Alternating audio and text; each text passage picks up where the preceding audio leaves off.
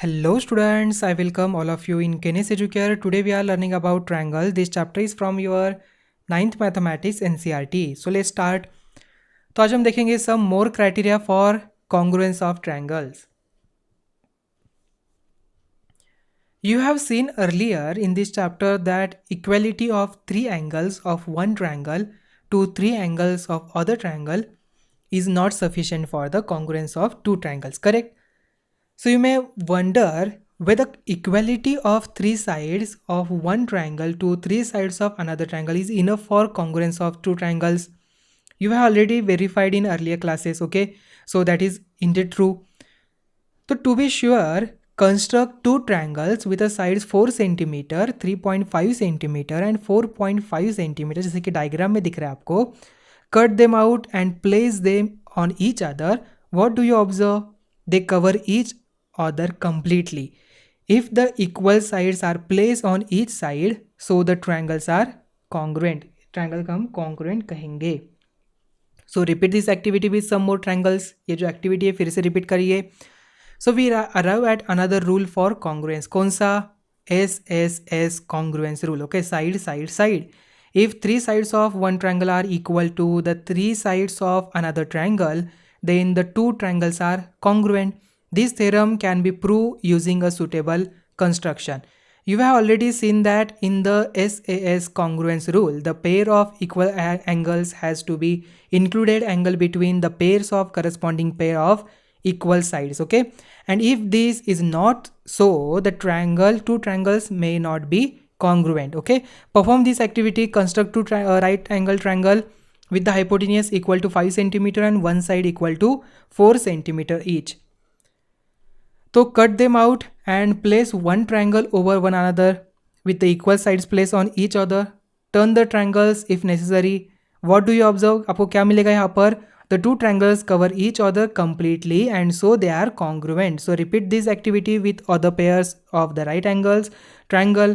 So what do you observe? You feel that and you find that two right angle triangles are congruent if one pair of side and the hypotenuse are equal.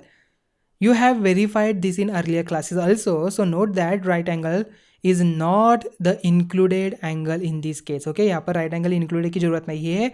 Hypotenuse and one side अगर equal हो तो यहाँ पर दो triangle जो है equal होता है. Okay, इसे हम राइट एंगल हाइपोटेनियस साइड कहते हैं, RHS right angle side congruence rule यहाँ पर इसे हम कहेंगे. Okay, right angle hypotenuse side.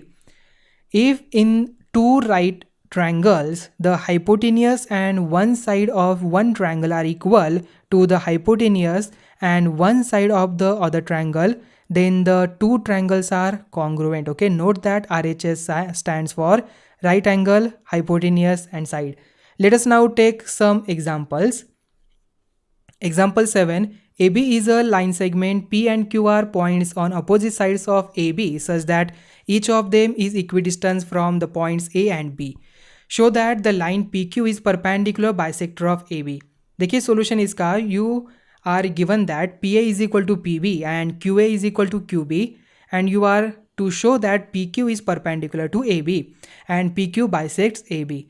Let us PQ intersect AB at C. So can you think of two congruent triangles in this figure? Let us take triangle PAQ and triangle PBQ.